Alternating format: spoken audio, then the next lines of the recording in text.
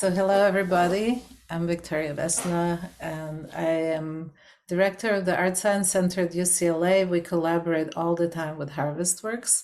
And one of the things I do is recommend really good, interesting students or recent graduates to HarvestWorks for their residency program. Yuting Tao is one of those past students. She's an alumni now of Design Media Arts at UCLA. And I always like to make teachers rather than students. So one of the things we asked Yuting to do is to actually share with us all that she's been exploring wildly and passionately with AI software tools.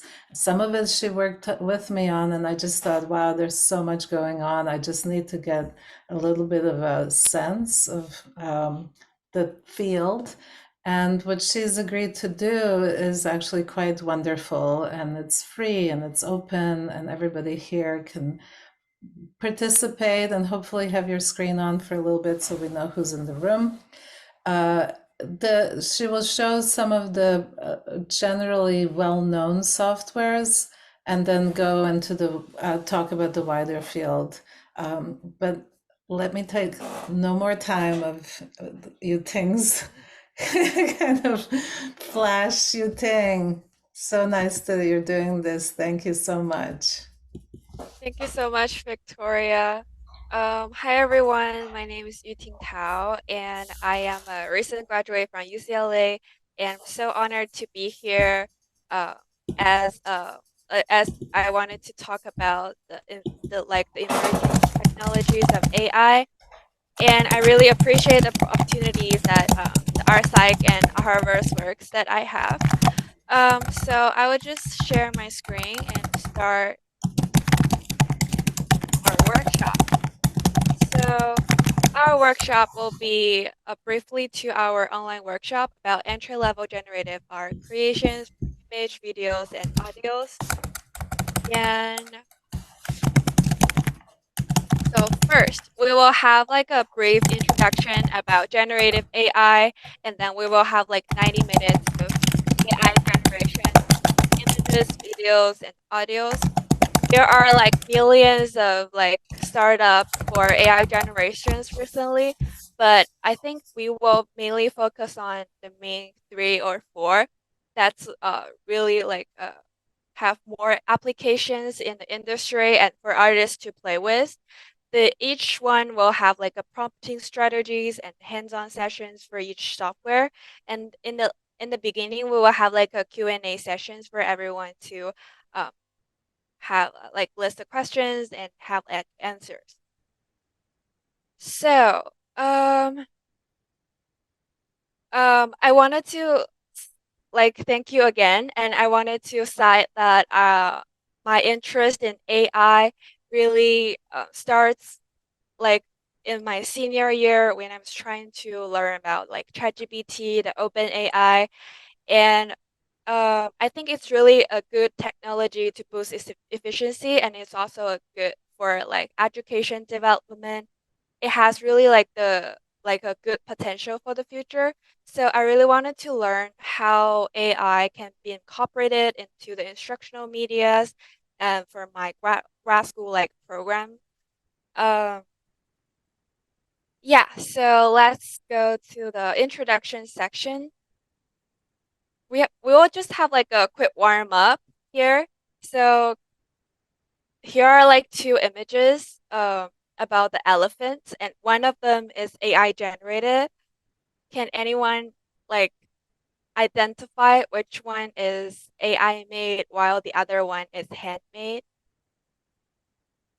Okay, we see like someone saying the right one is AI and the another one say like the both of them are from AI.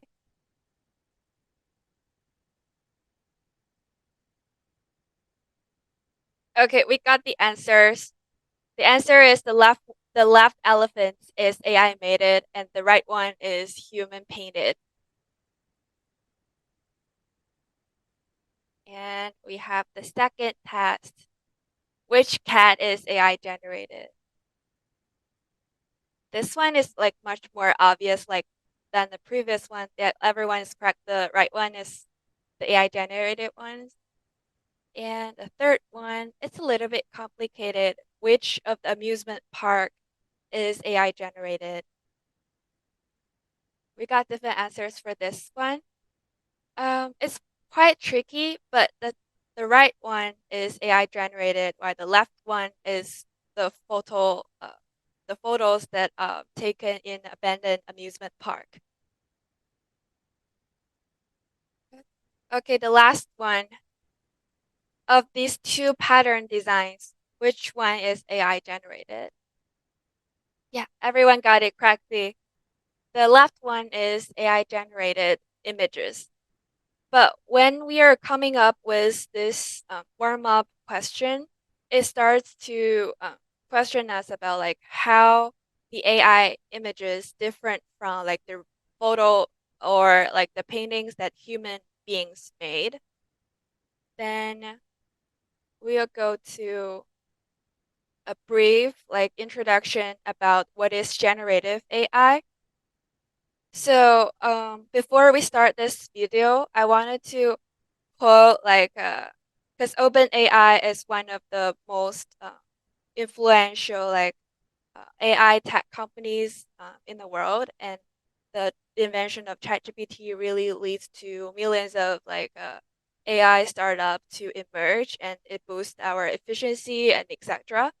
And um like over the past few weeks, there's like a scandal, like saying the Altman was resigned because the board saying he's dishonest with like the company about technologies. So how does like AI as a technology really makes the board scared? And how can AI really can help people with the generative arts? What is generative artificial intelligence, or generative AI? Generative AI is an artificial intelligence technology that can create new content in text, image, music, and video forms. Businesses are exceptionally excited by the possibilities of specialized generative AI models because they can be trained on an organization's own corporate data. And they can collaborate with knowledge workers to dramatically boost productivity. Estimates value the productivity boost at up to $8 trillion a year to the global economy. An example of generative AI is chatbots, which have taken the world by storm, thanks to their ability to write human-like conversational text.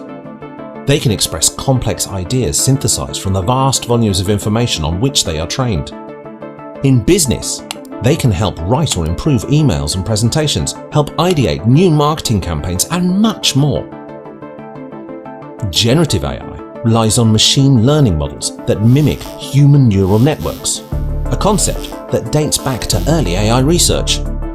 Critical algorithms emerged in the 1980s that advanced the science, and in the last few years, new training algorithms. The availability of purpose-built processing units, for example GPUs, which provide massively parallel processing power, and refinements in training datasets. These have all led to the systems that we use today. The result is generative AI models that appear to create surprisingly like humans do. Innovation in generative AI is accelerating at breathtakingly fast speed as businesses all over the world experiment with it, while entrepreneurs and investors launch new business ideas to build upon it. Generative AI has launched a new era in technology that promises both greater productivity and new ways to solve business problems that simply weren't previously possible. So based on the video, it's saying like generative AI really helps the small businesses in a lot of like different aspects. So for example, for the research, the marketing campaigns, the AI chatbots, and for data analysis. And then that leads really to me about how the generative AI can help artists in doing the meaningful stuff related to art, media, and design. So I think for the businesses, they mostly rely on the chatbot, so something more like ChatGPT, to help them do tasks related to text or a little bit about like product images. But for artists, I think it heavily relies on the images, the videos, the audios, everything that can help the artist to deliver their and express their ideas. So, for example, it can help the artist to visualize dreams in images, do preliminary research, and it can do music videos for the like the musicians, and it can design the audio files for like the artist or some game projects. It's really help when you are approaching the deadline while you can't find like a available like freelance like a sound designer or sound artist at that moment, then you can replace the audio files with AI generated video like the audios first. And it's really amazing when you can quickly link everything together, the image, videos, and audios together to produce like a demo for your entire projects in your preliminary research.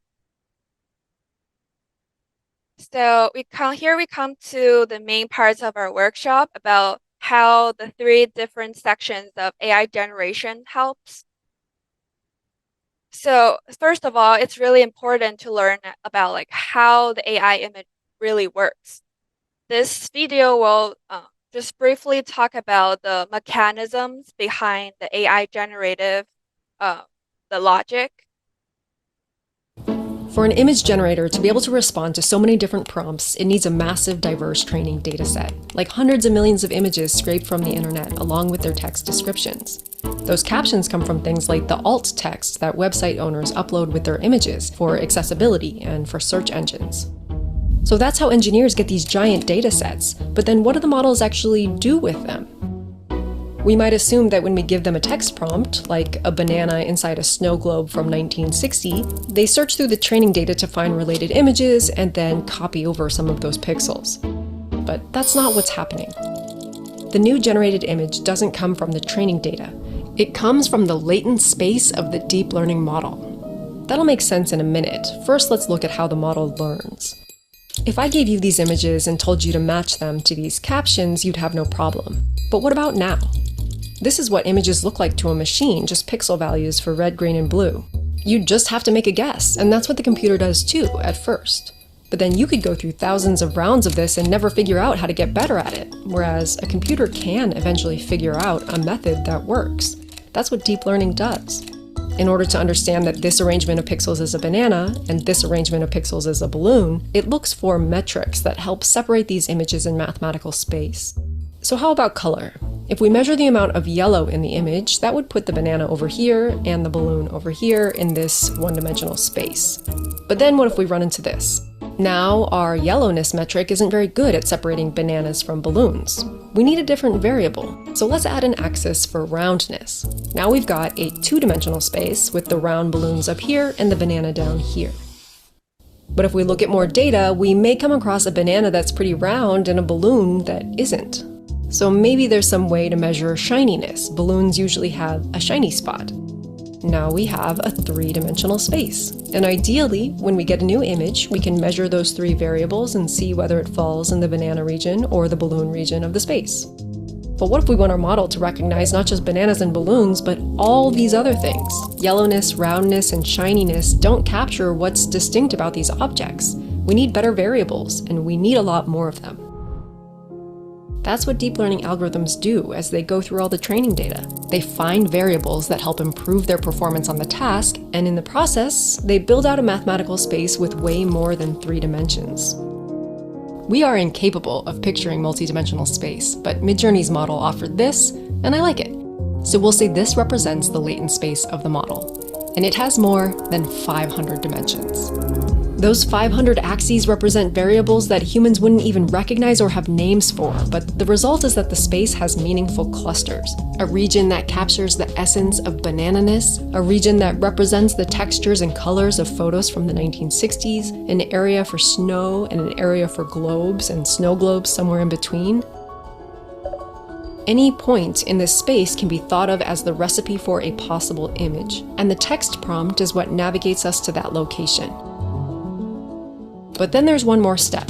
Translating a point in that mathematical space into an actual image in pixel space involves a generative process called diffusion. It starts with just noise and then, over a series of iterations, arranges pixels into a composition that makes sense to humans. Because of some randomness in the process, it will never return exactly the same image for the same prompt. And if you enter the prompt into a different model designed by different people and trained on different data, you'll get a different result, because you're in a different latent space.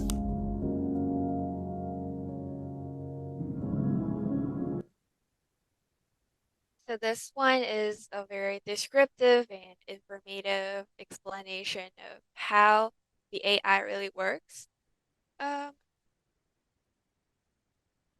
So basically, it's saying like when you for the AI database, you train the data and it will get into a learning, like deep learning process um, itself with like the millions or trillions of data that imported, and then later it will create the latent space that allow the AI to generate the images based on the human being's prompt input. So therefore, it's really important that the artist and the users pay attention to the uniqueness and quality of storytelling and the prompts when we are emphasizing like the originality and creativity of the output images. Therefore, the prompt is the most important session. Here we comes to like a brief introduction of the image generation softwares. There are like I will say at least thousands of like startup companies that are developing image generation softwares nowadays. But with the development of ChatGPT Turbo and the upcoming like GPT-5, I think it's being like a opportunity for everyone to develop something like image generation softwares in the near future. So I would just briefly list the main three uh, applications that are more popular and more, implement more in the industry. So the first one is Midjourney. Midjourney is led by an independent research lab from OpenAI. So it's not based like directly led by the OpenAI, but the lab, like the lab leaders, they were resigned from the OpenAI, started the Midjourney process, and the Midjourney emphasized a lot on the stylistic interpretation and creative like flares. And the training and prompting is through parameters. The second one is the DALL-E. It's it's like the image generation function by OpenAI, and with the like the updates for the GPT Turbo, this function is implemented in the GPT function. So if everyone has the subscriptions, you can just enter like your prompt in the chat box in the GPT, and it can give you the output that you want. So, like I said, the training models is through the conversations, and it's better for conceptual designs based on my experience. And the Stable Diffusion Excel, it's like a software that you have to be downloaded to your computer through GitHub. And I also have the link attached if anyone is interested in Stable Diffusion. I think among all of them, the Stable Diffusion has the most freedom for the artist to play with. And the training of AI is through nodes, so it's more like done like 3D softwares like Houdini or Blender that you are trying to connect the original sources with the variation A, B, C, and for the like the final output. While the Midjourney and DALL-E, they have some like the system and the randomness that really depends on how the original data of the training patent space has. So I wanted to illustrate this more with the display of the galleries for these three different softwares. And first of all, as you can see, there's like three different images of like a architectural space. And these three are all generated from the same prompt with different softwares. As you can see, there's like a slightly style change for each of them. And I will just briefly talk about how they really has the different like alternations through styles. So for Midjourney, it actually does not limit it to a specific style, and it has like this human figures. It has like a blurry like outline for the figure with the background, so it's more realistic. And they also have really animated style here. And we will talk about it more in the hands-on sessions about the two different distinct styles. And for the DAL-E, oh, sorry, I think it's this one. For the DAL-E galleries, I think you will find it more abstract and conceptual. I know it's like some reason will be because of the prompt, but the texture of like the photos is not that realistic. It's more like a conceptual art design, or it's more like AI generated photos than Midjourney. And for stable diffusion, it also does not have that like high quality to the images. Like if you just render it like for the entry level, the prompting, but um, it also provides very conceptual and artistic like designs and the futurism uh, style for like the AI generated products. So in conclusion, the differences in the three different softwares just varies because of their original data sets, which in the video mentioned is the length and space. And the working flow for the three of them is quite different. Um, and we will just briefly walk through the process of how Midjourney really works, because it's not that easy as DALL-E, but it's not too complicated as Stable Diffusion. So I think it's the perfect choice for the entry level, the AI generated images. So first of all, let's do the really important elements for the prompt for like the AI generation is the prompting. So the basic structure is very simple. So it's just subject, style, medium, and parameters. However, when we really dive into each section of this structure, it's very tricky to make it really clear to the AI, because the human brains is just quite different about from how the AI is really thinking. So this will count as sort of like the cheat sheet for the prompt structures. So the subject is what to depict that you really wanted to depict in the image. It's usually like a noun or a short phrases that indicate the maybe a person, an animal, a character in an environment like on the moon or under the water. And you can also emphasize like the lightings, the colors, and some descriptive words to make the subjects more detailed to the AI machine. And for the style, it emphasizes what vibes that you really wanted to focus on for the image. It's more uh, expressed it as the adjectives. So you can talk about moods, compositions, and you also use the artist names and artist movements to target at the specific style. The time period also works like really good for the prompting. And for the medium, it's about what techniques that you really wanted to the image to look like. So most of the times, if you want really photorealistic photos, you can do photorealistic like 4K, and you can also quote some specific camera lens that you want to emphasize. And if you want it to be, it looks more like hand drawn. you can put like acrylic, sketch, pastel, something like that.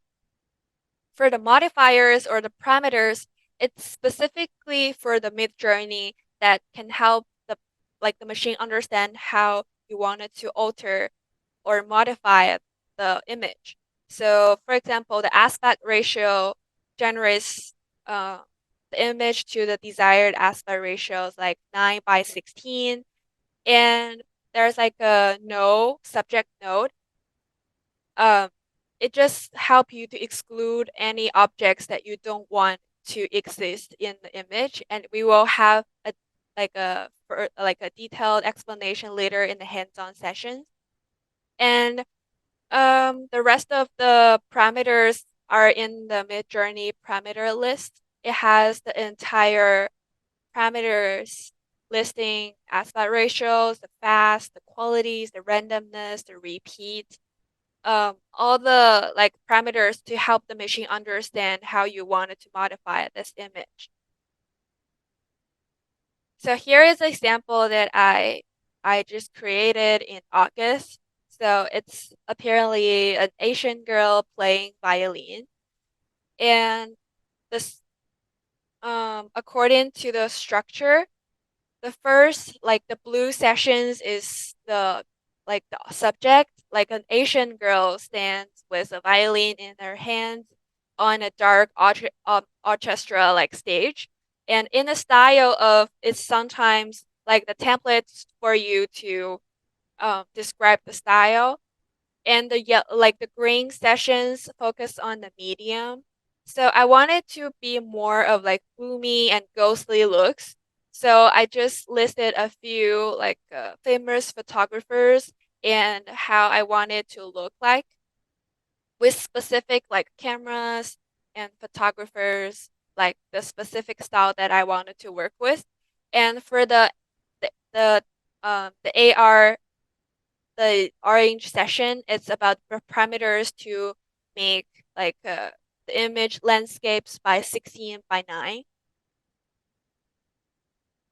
So now we'll have like a hands-on sessions for Midjourney. Can everyone get access to the Midjourney Discord channels? Yeah, I think if anyone registered for Midjourney, they will have like a channel for their own use to use the Midjourney with the chatbot. I think for like basic plans, it's in the Midjourney Discord channels like this.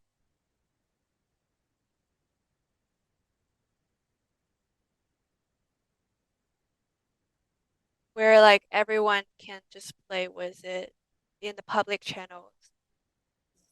Does everybody have to subscribe to try it, or is there a free trial in the beginning? I think it has like a free trial in the beginning for everyone to use, but Yeah. it's only you can only use this function in the main channels for the Midjourney Discord instead of like having one of your own. I think for all the free trials, you will be automatically joined in one of the newbies channels, the newbies rooms, and you can just follow the tutorials later when you just do the message in the newbies while I'm walking you through the workshop. So there's newbies room. There's quite a few of newcomer rooms. Can you explain that? I think that was like based on the sequence that you're signed up for Midjourney. When I you see. sign up, it will automatically join you in I think 2 or 3 of the newbies. Okay. So first of all, we wanted to understand how the panel in Discord works for the Midjourney generation. Here we have 3 different functions. The main functions for Midjourney. The first one is imagine. This function helps us to use the prompts to produce images. And the second one is called describe. It helps people to So the AI helps like the users to imagine the images. So when you import the images to Midjourney, it will provide you with 4 different prompts to help to describe this image. So this really helps for the beginners to understand how the prompts and machine languages really works. And the third function is barely used, but it's called blend. When you blend like an elephant and like a cat, for example, it will create like a unknown creature based on the 2 images that you input. So it can help you brainstorm sometimes as an artist to get some crazy stuff with the AI generated images. So to know the hands-on knows like the functions, we can just type in some like reference prompts. So here, uh, I think most of you can get access to the newbies rooms, and then we can go with our like tutorials here when you do message newbies, your room numbers. And for me, you just type stat like the dash, and it will pop up like the different options for you to play with. So when we place the dash, it will display the imagine, the describe, the settings, in the deck that I just shown. So first, we may wanted to try with the imagine because it's the most simple and obvious function for the generative AI. So we just click on the dash imagine, and it will just pop up a Excuse me. prompt to Where's the dash imagine? you just type it Oh, dash, okay. Thank you. and it shows like the prompt like the box here. This is the place where you wanted to import like your prompt to the chatbot for the Midjourney. So we can just try like a really simple one like a tomato. We just do like a simple one for the demo. While we are waiting for it to do generation, we can go back to the DAP and like just track the 3 different functions for the Midjourneys. So we have the tomatoes here ready, and this is more realistic. The prompt is only like a tomato with no regulations on the styles or medium. So this is how Imagine works, that transforming the prompt to images. Now we can try the describe.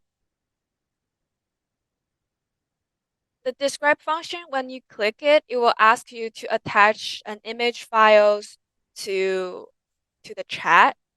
And maybe you can just play with any of your images on your phone or um, on your computer.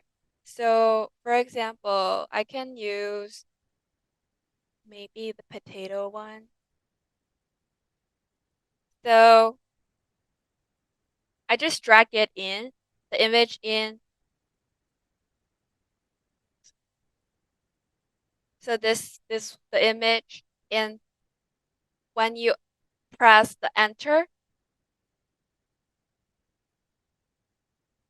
the Midjourney bot is thinking and trying to figure out how to describe this image with the prompt. This one is really helpful when you're trying to generate similar styles of images together for maybe like a film or like a music video for the mood board. And you can do so the 1, 2, 3, 4 prompts is linked with the 4 different prompts listed here, and you can imagine the first one, the cartoon illustration of 2 people with the hat and carrot on their hands. These are definitely not like people, but let's just imagine the first one. So it's basically switching back to the first function of imagine.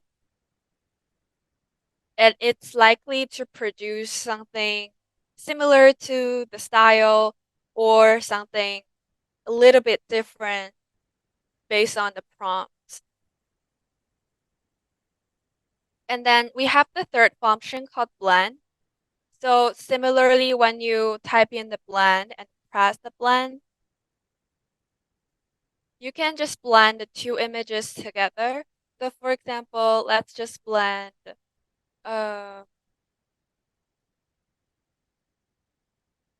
maybe like the elephant with the cat.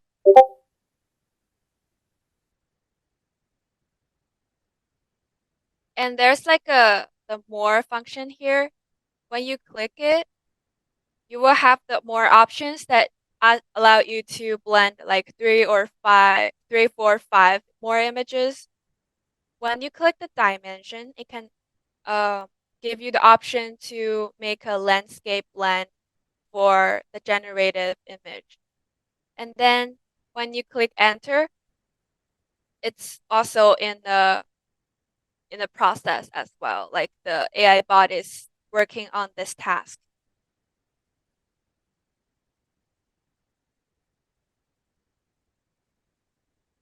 Yuting, can I ask a question? Yeah. So on the Discord, there's other people obviously on that channel. Yeah. And as you're working, their images may be coming in and it doesn't keep going. Like it keeps, how do you manage that where it's not just you working, but there's other people in the community that are creating and while your image is waiting to happen? I think it's okay because I understand like Victoria, you're saying like because when your image is still not ready, the others like the working process will put your images to the to above. When your image is ready, it will just pop down to the latest message that you can get access to. So um I think it's like uh if you if the image is ready, it will just pop up to your interface again. So for example, like so as if like the our own images is to the it's like this one and it's like processing, and there's like many more people using the same channel for the image output. But however, when the image is ready finally, it will just pop up to the latest here. So you can get access to your image. And Does do it you make have sense? a folder for your images or do you do that separately on your laptop? We can have it because when you go to the Midjourney website, I think you can have your login. You can get access to all your like generated images in the Midjourney profile instead of So this. I'm Yeah. sorry, but I'm also looking at the chat, and Mariam and Jillian are not able to work because there's too many people, Oh. trying to do free trials. Mhm. So they're kind of pushy to get subscriptions, and there's not much we can do other than you keep proceeding, and then people at least understand how it works, Oh. and they can subscribe to any one of the softwares or not, at least this way they're not forced into it. Yeah, that makes sense. Or I can just go through it quickly, then Yeah. we can spend more time on the videos and audio sessions later. Yes, I think so. So then I think we can just briefly talk about the styles. So the Midjourney has two different styles. So more realistic default, and the Niji is more animated.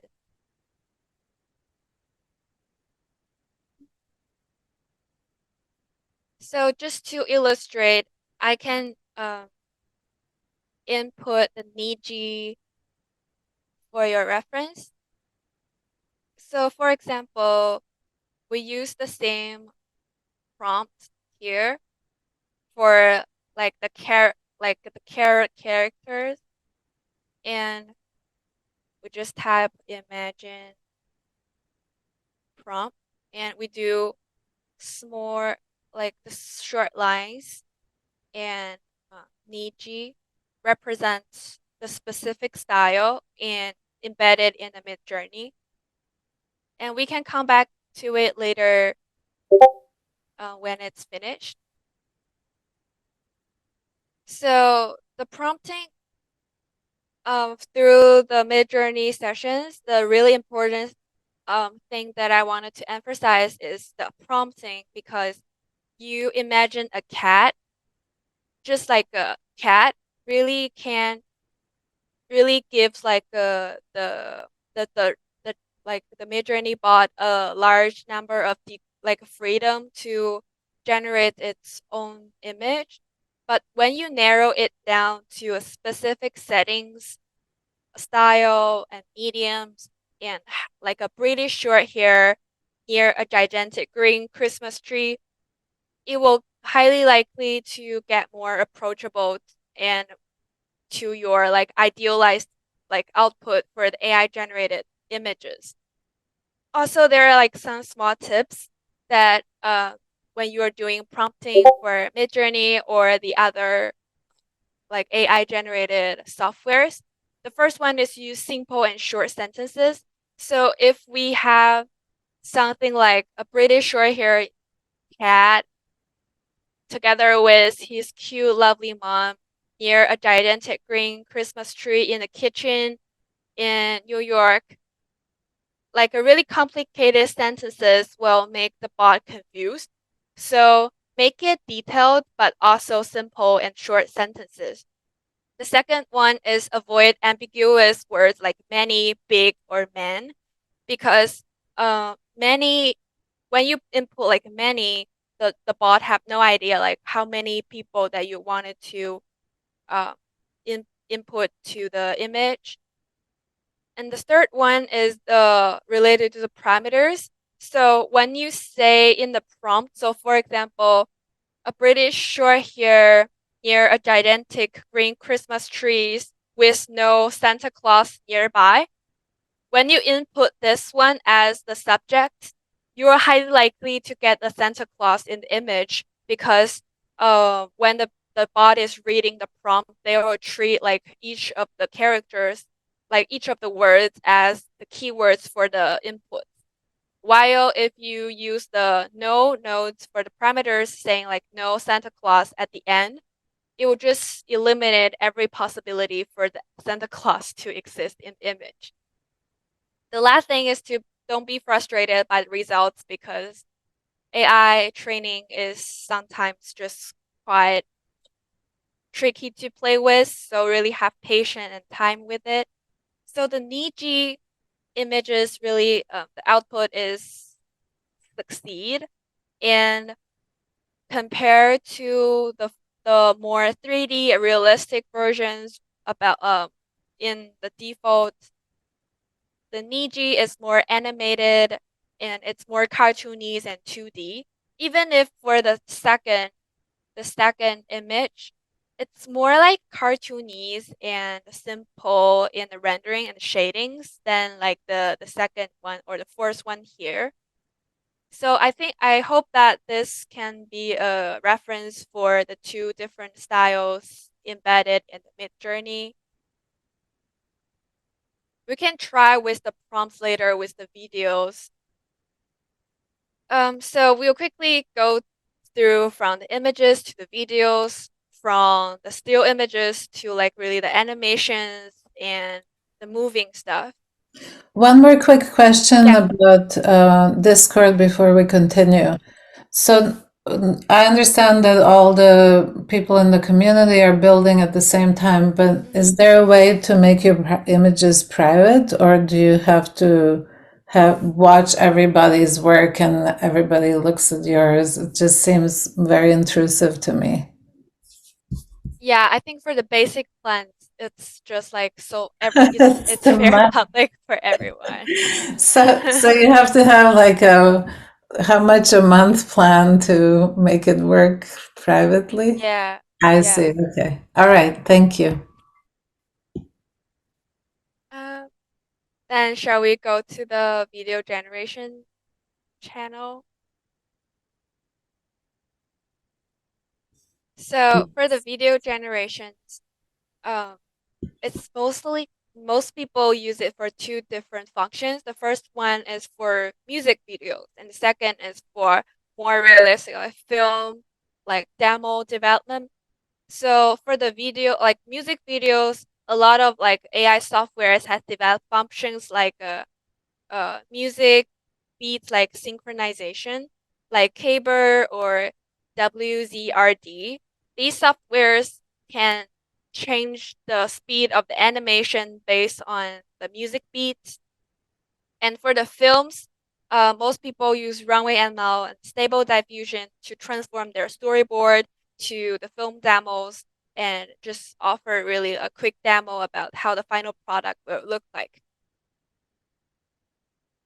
So we have a quick references for these four softwares because we have limited time. I think I would just maybe play two of them to help you get an idea or just like a shorter time. So for Caber, it's more like storyboard, like story map, like a flipbook.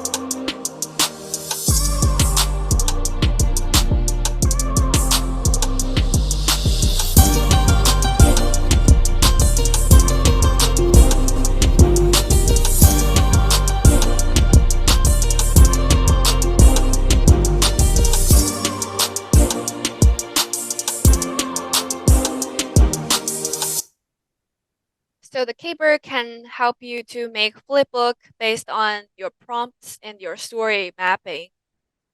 It's mostly the patterns and 2D works better with Caber. And for the WZRD, it's a very amazing software, but it's still underdeveloped because you cannot upload your own data set to the platform. But I think in the future it will be really a powerful and amazing website to play with. Oh.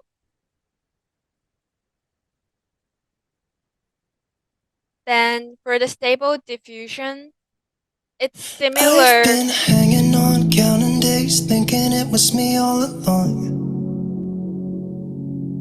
Had a million conversations in my head about where it went wrong. And I've got no idea where you've been, who you are, not anymore. All I got is this Polaroid picture of us from June 24th. It's where I kissed you for the first time, laid on your sheets. You gave me your heart and said you trusted with me, but all I did was let you down time and time again.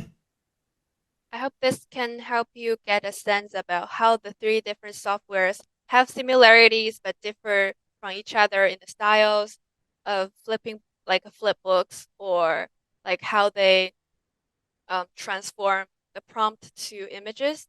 The Runway ML is quite a different one because it's focusing on more realistic approaches and it has a more coherent transitions between frame to frame.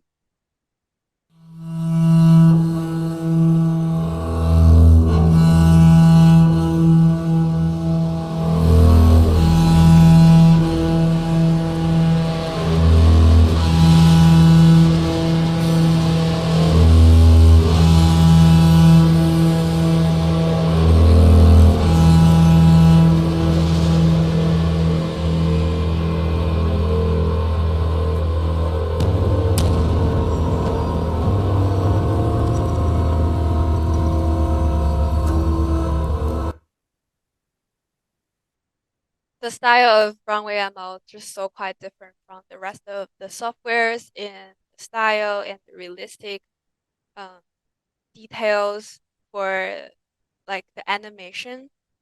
But all of these like video generation softwares has one shortage because when dealing with human beings, they are hardly like animate the human beings like walking or sitting down or jumping.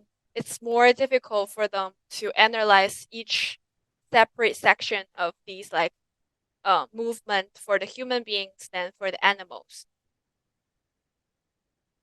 So regarding the prompts, it's similar to what's happening for the Midjourney image prompt, but the only difference is like for the videos, the subject is not a noun or a character. Instead, it's an action or a dynamic scene.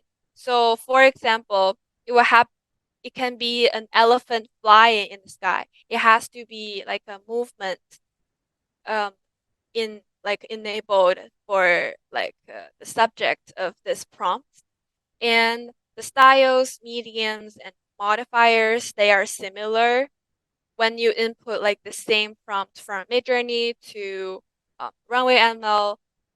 It's gonna have like similar compositions as you expected. So let's just get our hands-on sessions for RunwayML. I'm pretty sure like RunwayML get the free trials for everyone to play with. So we can just briefly go to the RunwayML their like website, and you click in the sign in at the top right corner, and it will lead to your dashboard of your homepage. And I think RunwayML is really a powerful platform, allows you to do videos, images, and also AI trainings through this like web-based platform. But we can just mainly focus on how to do videos. When you do click the home page and then start with images, the pink button here, you click it, it will lead to like a box here, and it has three different channels. The first one is text, second one is pure image, and the third one is image plus description. So we will mainly work with the image with plus description for our tutorials because it's more powerful and it includes everything for the previous two options. So we should first come up with a storyboard to play with for our video generations. The thing that I wanted to play with is something that I got in my dream, saying like two potatoes wanted to have an adventure in the forest, and they are from like a quintet vegetable gardens. So one of the scenes must be something like they walk to the forest. So I write a description here saying like two potato characters scrolling through the forest settings, and we should describe the styles here, and it's the claymation style, more like a Disney style, the stop motion, the claymation style. And I also list the ultra high resolution at 8K inspired by the Disney aesthetics. So when we input this to the ChatGPT, sorry, the RunwayML here. So we just paste the prompt here. We just maybe I wanted to change it to two potato characters shaking hands in a sincere forest settings. And then we input it with reference photos here. I would just use the pre-rendered image that I got here. And then here we have to adjust the parameters for this animation. So the first one, when you click the first like bottom, it asks it's about the seeds, the diffusion coordinates. So it's more about the randomness that you want it to be for this image. So when you keep your seed like the same, it can generate like much like similar styles if you input the same prompts. And then for the second bottom, when you click it, it's the general motion, the motion of the camera and how you want the camera to move. The movement has like horizontal, like left to right, for like a vertical top to bottom. The rows is the rotation. You want it counterclockwise or clockwise.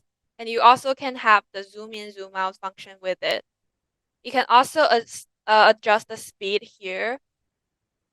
How about we just do like a zoom in or zoom out and we do like a horizontal to the right and we save it. For the motion brush, I tried it a few days ago, but I don't think that's really a matured function yet. So maybe we can talk about it later when it's like it's finally official. Then we just do the generate for a second. By the way, it's on the top right. There's like the time of renderings that you can use for your subscriptions or your free trials. Do you have any other questions about the AI video generations? Can you input video clips? Yes, but it's not in this function. It's not in this panel, but you can input the video, the video to video for the runway. But it's different. It's just like you can help your original video to change to another style. So from realistic to animation, that can work. I have a question about if you want to experiment with all these different softwares, it can get pretty expensive, especially for students. What do you suggest? I would say just do some research and keep with like one of the softwares. So I think like RunwayML is relatively like cheaper for the other softwares. Midjourney is much more like expensive. So I think all the companies also have like student subscriptions, like plans for the students to play with different AI generations. So definitely see how the students plans are for these like softwares. I think for RunwayML they have like a student subscription plan. Mhm. Also Oh, it for looks like it's done. Oh, yeah. sorry. I didn't mean to interrupt. No, that's fine. I don't know like what happened because like That's always a surprise.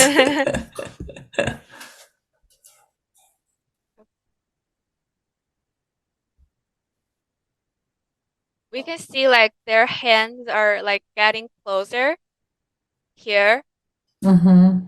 but it's not working for this time because it'll ask you to like train maybe like more models to find the one that they truly like make their hands connected with each other. Or maybe we can try like touch hand for the computer, like the machines to get a better sense about instead of like shaking hands. Because for they have to like detect the main body and detect the hand, making them closer.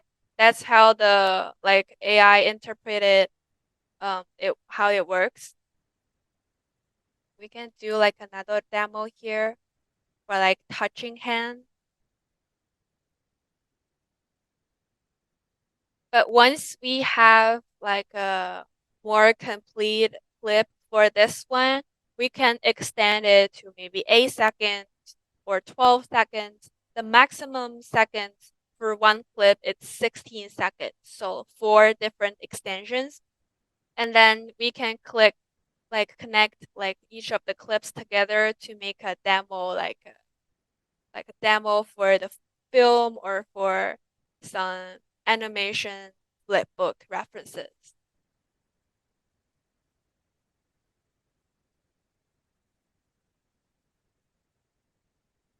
Also, like for RunwayML, it has the text to images as well. The RunwayML has the most realistic approaches when you're trying to describe some photorealistic settings. I think definitely like everyone can try the image generations as well in the RunwayML as well.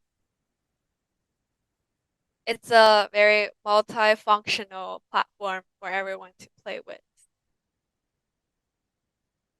Oh.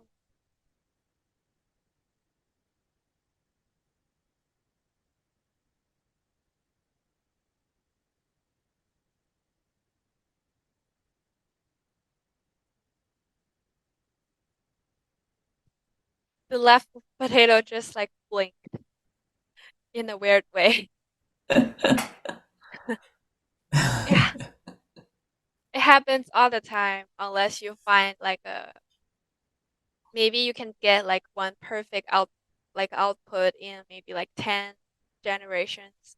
And it's better for more like generated like abstract settings with like less focus on the details. Like if we focus on maybe just like the potatoes being walking towards the camera, I think it's better to get it achieved. When we are focusing on smaller elements like hands or legs, it's less likely to get the perfect results that we want.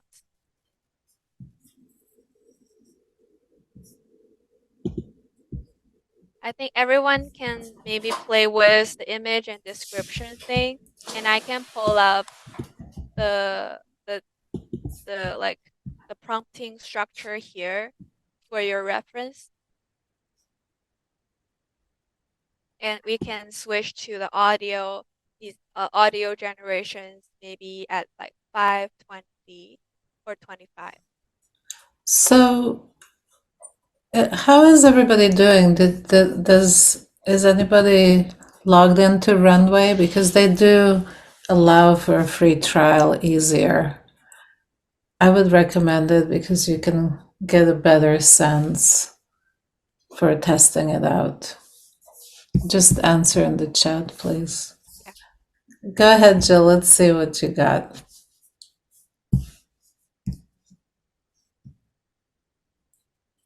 Oh my goodness. Okay, that's crazy. That's good. I actually like it because there's something so odd about it. Thank you for sharing that. Okay, sorry to interrupt you, Ting. I was just very curious. No, definitely. I like it so much. I think AI is so good at like creating something like really weird but cool. And it can also bring you like a lot of brainstorm and like innovative ideas. So, Jill, what were the prompts you put in?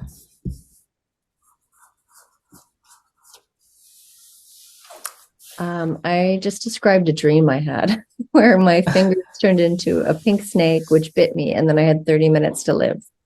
Oh my God. I hope AI helps you clear out this terrible dream. I doubt it. This is much worse. Oh my goodness. Okay, sorry, Yuting. I was just super curious. That's fine. I'm also very curious about the prompting. And maybe we can just wait for like 1 more minute for the audio generated section. So for audios, like the images and the visuals, they still have like a lot of AI platforms for generations, but the stable audio is one of the first AI audio generation tools by the Stability AI. So the Stability AI is also the company that hosted Stable Diffusion. So they have the same source and the companies for the development. And then I also wanted to introduce the splash music, and I can tell like why I wanted to introduce the splashed music later. Um, Here we can listen to some examples that are pre-made by the stable audio and then some examples for the splashed music. The first few like audio like music I played in the beginning of our workshop is from stable audio. It's also a platform using prompt to generate audio and music. I think most of you has an idea about how it works. So maybe we can just listen to one more example here.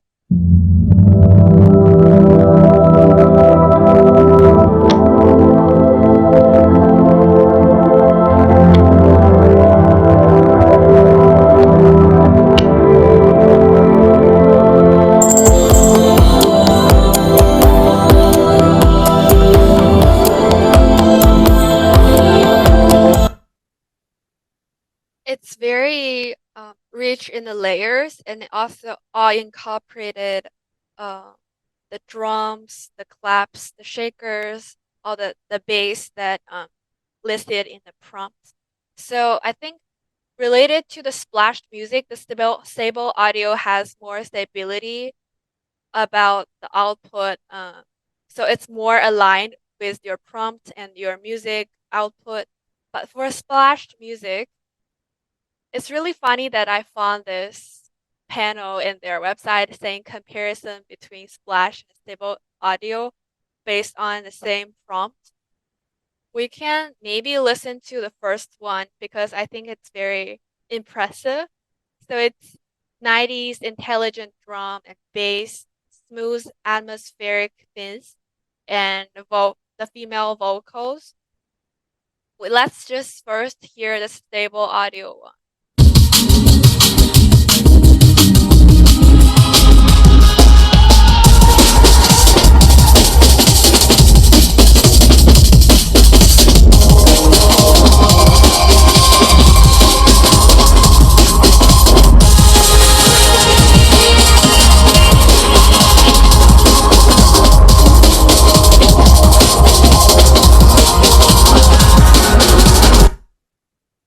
Based on the same prompt, splash has a different interpretation.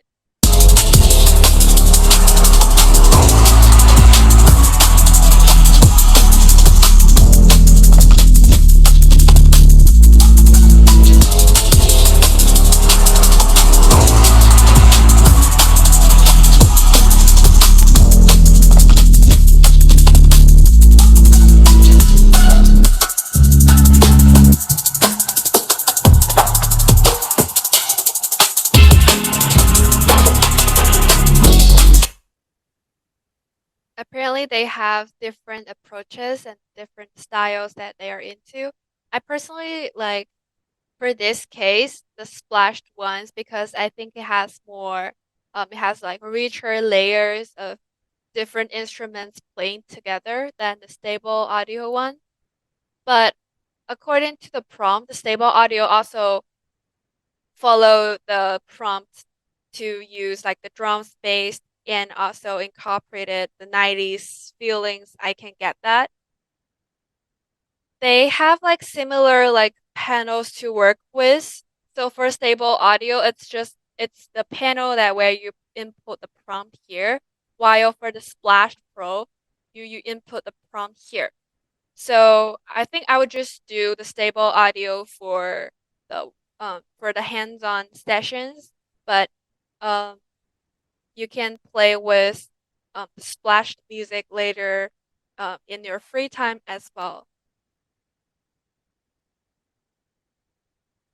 So I'm just pulling up this the prompt session listed in the Stable Audio website. The prompting is a little bit different from the prompting for the visuals because we are doing more for the audio and listenings instead of like the colors, the characters, the environment, something like that. But basically, what we were incorporated to the prompt is the moods, the instruments that you wanted to incorporate it for the audios. It's more like the mediums for the visuals, and we also wanted to set the BPM, which is the beat per minute for your like audio output.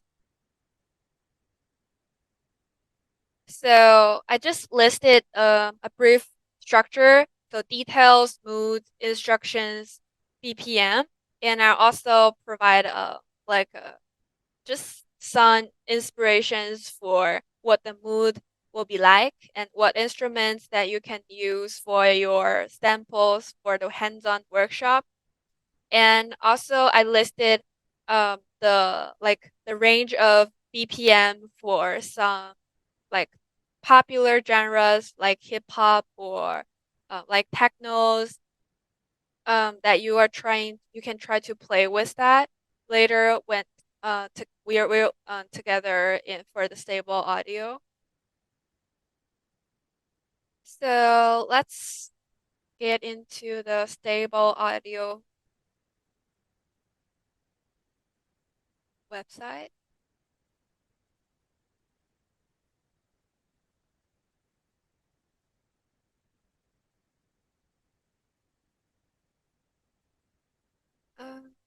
So I have signed in. So we just click here at the top, at the left bottom here, saying like generate music.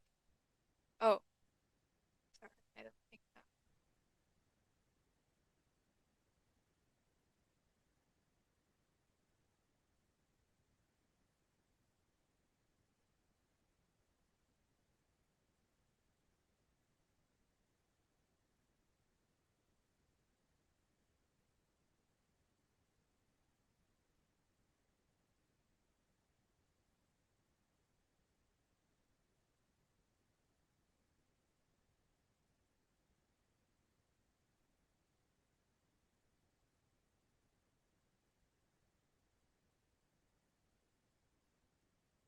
Yeah.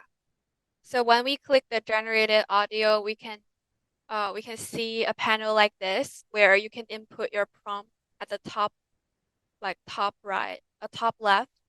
And here are some of your pre-existing demos that are generated based on your prompt. So how about everyone can play with the prompt here? I can type it in the chat.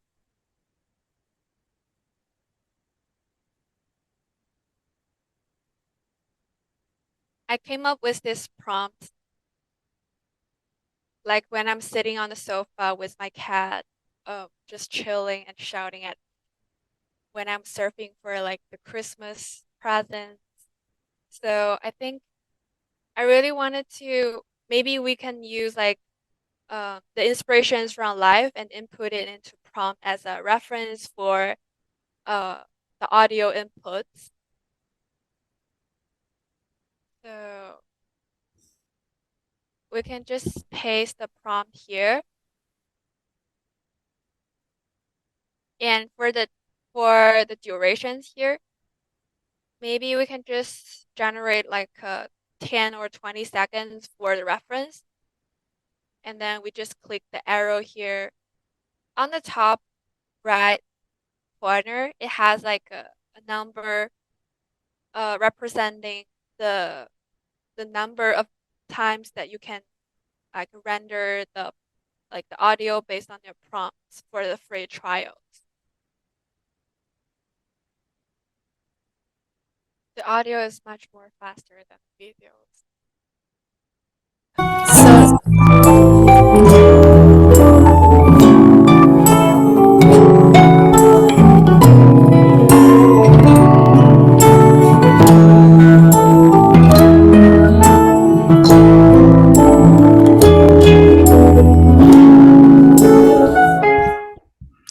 know what's interesting to me about this is that we're all putting in the same prompt. And so we'll have all these different variations. You want to hear mine? Yeah.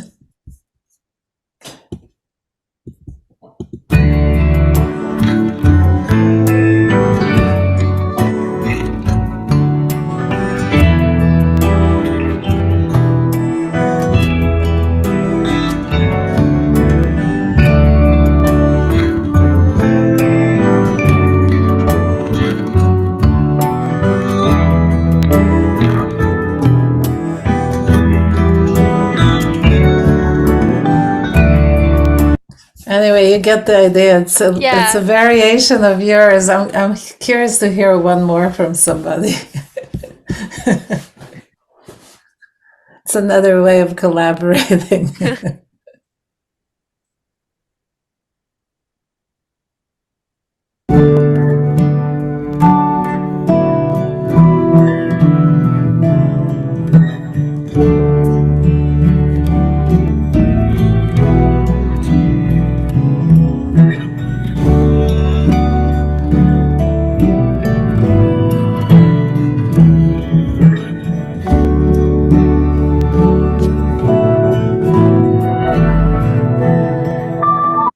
It's interesting. For me, the style of the guitar is different.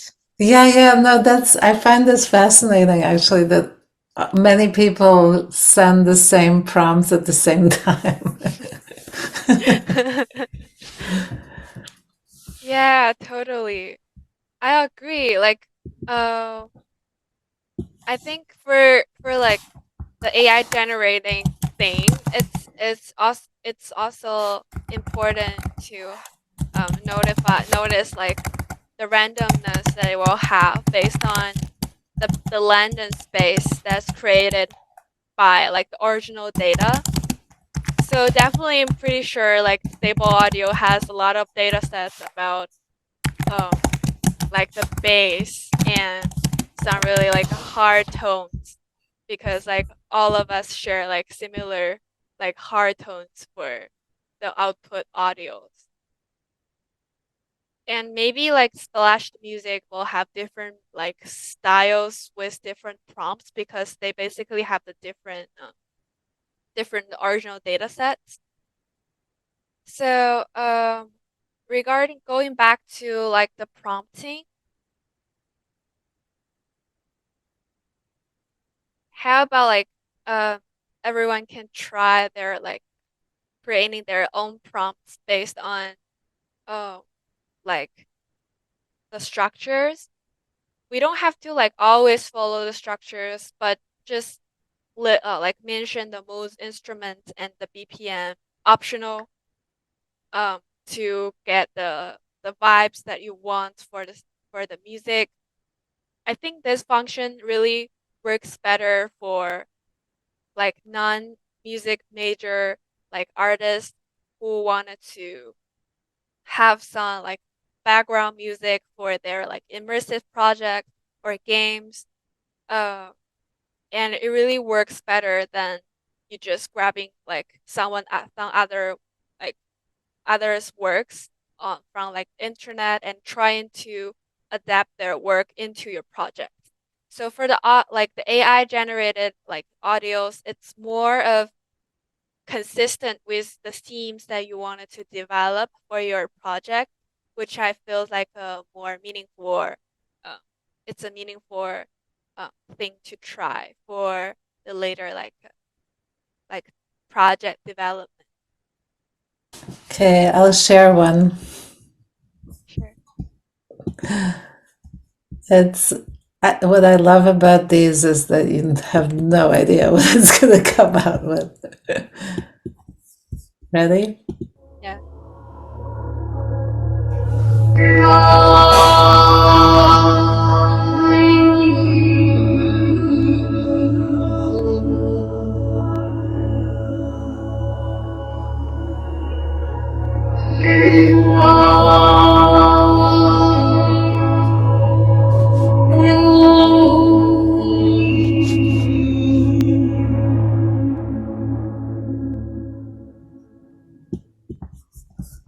Wow, it's so amazing. I It's feel like, beautiful, right? yeah. And it says, I'm in love with you, actually, is when you hear it really. And it didn't listen to my instructions very well. But it came Yeah. out beautiful. It came out really nice. Yeah. At first try. So after all these, like the hands-on try, like the sessions and how we learn about the prompts, there are actually some sites for prompt enhanced, uh, that help people to build up more machine understandable languages for the prompting. The one that I use a lot is called the Prompt Perfect. It's actually like a platform built by a Chinese company, so the main language will be Chinese, but that's okay. We can, I can like copy the chat, copy the link to the chat, and once we log in here, there's like a small like a earth sign here. When you click it, you can switch the language to English. It's a very powerful tool for you to just generate anything for ChatGPT, the text, conversations, um, the images. It helps you to build up like a more like machine comprehensive like prompt. So we can just briefly um, examine how it works. So I can just do it from my computer and maybe you can try it later. So from the panel here, there's like an auto tune. So this the automatic um, edit the prompts. And here you can select the platform that you want the model to optimize your prompts. So for ChatGPT, you may want to use the GPT-4 or GPT-4 Turbo for the prompt interpretation. And for image models, there also has Stable Diffusion, Midjourney, the DALL-E, the DALL-E 3. All the like main companies, they have their own like adapted like trained models for the image generations.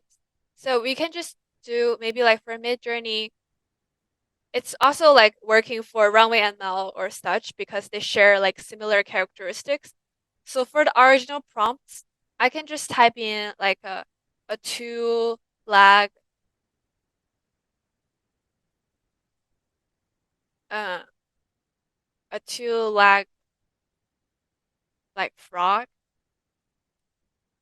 swimming in the pool. So this sentence will be mostly if the first like the entry level people they first get access to the AI generations, they will just type in the sentence to the AI. But when you type the prompt to this prompt perfect, it will help you to generate like a more comprehensive prompt for the Midjourney to understand. So here he said, two lag frogs swim in the pool, and he has a lot of descriptions like the the lags, the feed, the environment, the lighting, resolution, the cameras. You can incorporate like some ideas for you to maybe adjust later for your better comprehension. So this like it also has a before and after comparison based on your original prompt.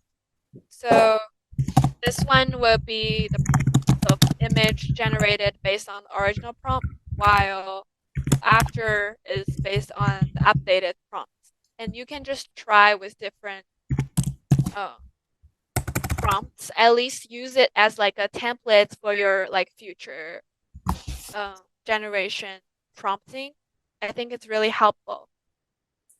It's really helpful to learn how the computer thinks, like you said, because prompting is the key to everything. And once you realize how the computer speaks, so to say, in a way that gives you more flexibility to put your own stuff in and train it to how you want. Yeah, this is very helpful. I wasn't aware of this tool. I think this one is more like compatible, and it has like a lot of like free like credits. I think 61 for like everyone to play with. And if you don't want to like spend a lot of money on those like platforms, you can always switch to like a new like email address for like the free trials. And one thing to mention is like with the development of the GPT-4 Turbo and the upcoming 5, there's like actually more of like GPT plugins in the plugin stores that can do similar stuff like this. I am currently developing like my own like prompt optimizer plugins, but it's still like not finished. But I hope like everyone can find like a perfect plugins to help you learn more about like AI generations in the future, even if in the GPT plugin source, because everyone can get access to develop like a plugin and upload it to the plugin stores, and all the other public can get access to your plugins. And this is kind of what the startups before the invention of like GPT-4 Turbo was doing. So, for example, the Prompt Perfect platform was successful because this platform like was has like a lot of audience maybe like 1 year ago before the 4 Turbo was released. But afterwards, those startup companies that are really focusing on developing their products right now will have really a stressed like period, because like everyone is doing the same thing based on the GPT technologies. So their startup, like the product is no more valuable because everyone is doing it in the plugin source. So that's another uh like a news related to the invention of the turbo and the updated technologies for the OpenAI. So I hope everyone can have fun playing with the prompt perfect after learning everything about how to prompt, what's the structure of prompting for the image, audios, and videos. And in the future, there's like some tools that helps automating everything together. So for example, when you input your original like really like basic prompts in the prompt perfect, the output of the like advanced prompt will automatically be transported to ChatGPT, and then the output of ChatGPT will automatically put into applications like RunwayML or etc. So there is like more apps coming up to automating the workflow of everything, and make the entire process more like a streamline. There's like one app here that I put into there's resources. It's called Zapier, but it's more for like the business use instead of like the artist use. So it's using like let me maybe you can use like the ChatGPT first and import everything to the Slack, and all the generated things through Slack will be directly exported to the Excel datasets. So it's basically building up like a through like the if function, building up like a smooth automation workflow through this like emerging technologies and platforms. But this one works better for like business especially for like the customer service, the AI chatbot, and also like something like afflicted marketing when the e-commerce companies are trying to reach out to like the KOL, KOCs. They will use this to generate like the templates for emails, send the emails automatically to the targeted audience, and then get the feedback, sending the follow-up emails. And they can make it more of automating workflow in the industry. And I believe there must be something for like the generative art as well in the future. There's like an extra tutorial on Adobe Photoshop about like how to like use the auto generative fill to replace one area of the image. It's another like revolution function for the Adobe Photoshop to input like incorporated AI into their like softwares. And maybe I can just send this link to the chat, and maybe everyone can learn it about like learn about it in the future. We only have like 10 minutes left, so we can go directly to the Q&A sections before the workshops like end. That was so good. Some people had to leave a little earlier. Oh, okay. There's a lot of thank yous. And just to those who are still here, mention that we're having the day after tomorrow, we have another event that deals with AI, but this one is focused on thinking about diversity, thinking about how to get into the prompting system that a lot of times is biased, and then there's always a lot of cultural and all kinds of language issues. So this is going along with a special issue that I edited and had a guest editor, Amir Baradaran, who is the founder of ABXR Engine, which you can look at. I'll put it in the chat. But he's very much doing an AR project that's working with AI, and he's coincidentally, he's also from Iran. So it's interesting to see that. So we have Mina Ataru speaking, and she actually, this is of interest to you, Yuting, because she's in the art and education program at Columbia University. And so I would really like you to meet her. She's doing some super interesting work here. You can see this right there. And then we have George Zarkadakis from Greece, and David Mallon. And you can register. And in this this newsletter that actually Mariam prepared, you can have links to all these articles. So I recommend to everybody who's interested in not only knowing the tools, which we really should, but also knowing the different mechanics of it, the different levels of it, cultural, political, aesthetic implications. And this issue definitely covers it. So you have all that, access to all that. I'll put it in the chat for everybody.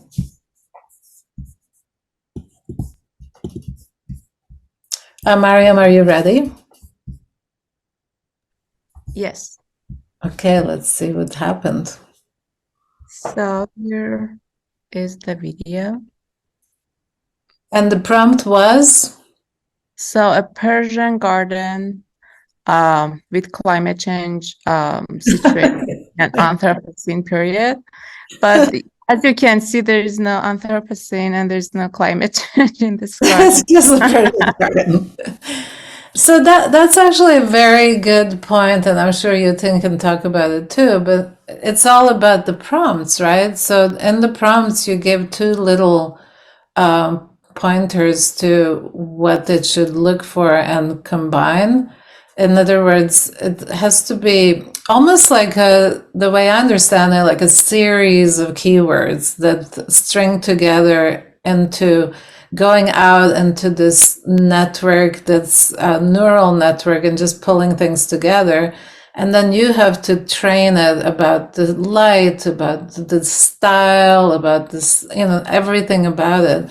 So now I've started to ask my students not to only show me the work, but I want to see their prompts. And if I see like a long list of prompts that get more and more intense, I'm very impressed. If I see just 2, 3 sentences and, oh, I'm happy with it, then it's a problem, right? Because we can all recognize that it's AI and that there's no real training, or almost like a back and forth with the machine. Not almost, you definitely a back and forth with the machine.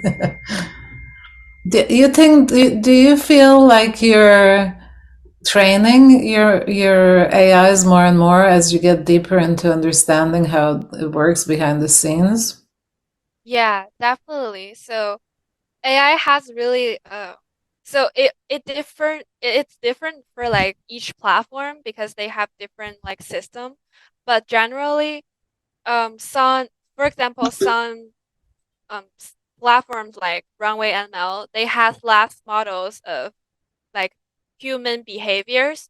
So when you're just trying to input the prompts like walking, shaking hands, closing your eyes, it can sometimes make it weird and unnatural. It feels like like artificial intelligence made because they don't have enough data sets for their like past data set like the like development.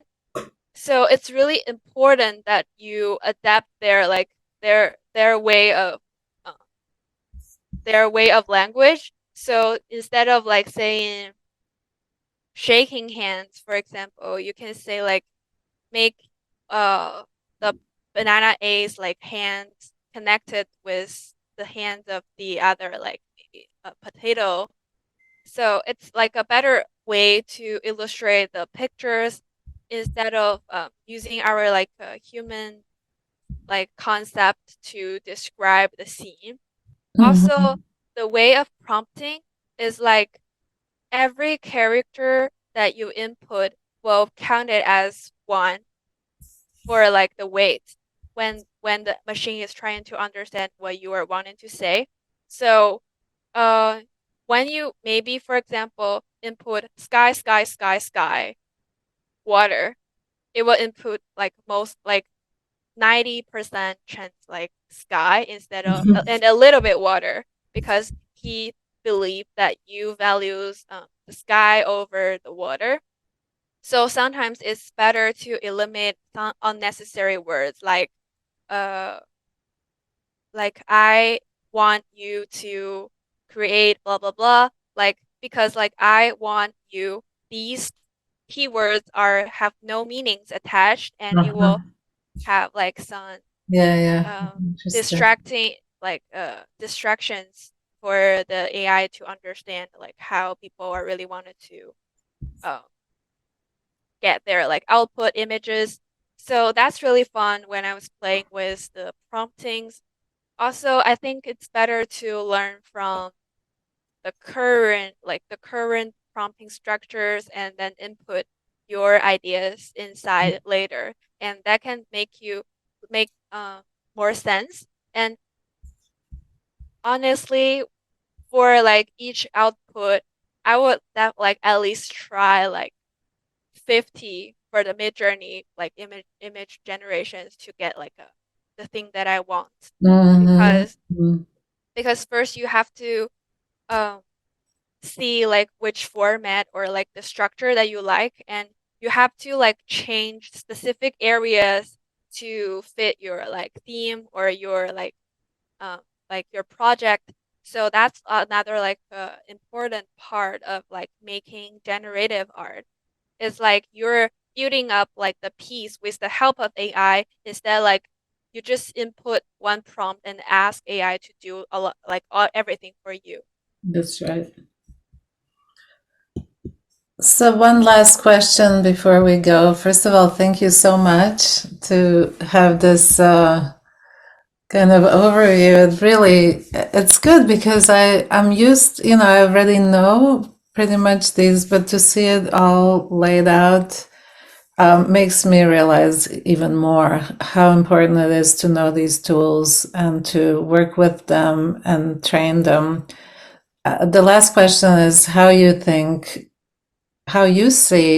envision the education changing. And I don't mean just art education, but in general, this could have huge implications for how the roles of professor, student, curriculum, universities, online, offline. It's huge. Actually, I think a lot of people are asleep. What's your vision as a future teacher? Yeah, definitely. I think there must be like a bright future that AI can help the education system to streamline a lot of like unnecessary tasks. So I know there's like a lot of circumstances where the professors did not have like enough time to deal with like unnecessary, like maybe like assignment, receiving like assignments and tracking students like performances by like emails. So everything like emails, like communications, uh, like tracking performances can all be streamlined by the AI automations. This has a lot of like applications for now for small businesses, like in areas like marketing or e-commerce or like uh, those agencies, but it's still not being like implemented in the education areas yet. But I believe that must be a bright future, and there's like a clear like area that we can input the AI to boost the efficiency and make the education a more fluent flow. And second of all, I think there's a lot of edutech companies that are trying to incorporate the AI chatbot as like the mentor or like teaching assistant for the students to learn more about knowledge. I think that's really an interesting and a provoking idea as well. It's just the only thing that I'm concerning is like um, the current like AI like chatbot can only deal with something related to like customer service. When the people ask a question, get an answer. But then when they're dealing with the students or the kids, they have like multiple like creative ideas, creative like questions. They can't provide exact like accurate answers every time. So that's like the most like concerning like question that I had relating to how to implement like AI into the education as like a product for now. But I really believe that if the society can get adapted to the invention of AI, how AI replaces customer service, how it replaces some data analysis, like those works into the work field, it can definitely have more like updated technologies happening, and it can definitely like make the entire process like make AI as like a helper, like a assistant instead of a tool when we are trying to implement the AI into the education. And then there's, of course, the deep fake, right? So you could actually have the professor's image and voice replaced. Yes. And, after you die or retire, you're still teaching.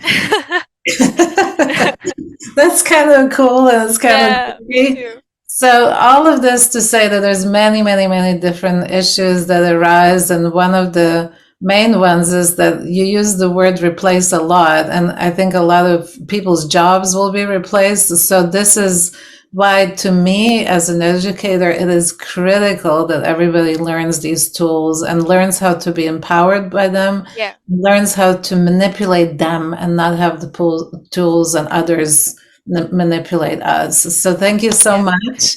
This Thank you was so really much, amazing and Victoria. helpful, and I'm very proud of you, Yuting. Thank you.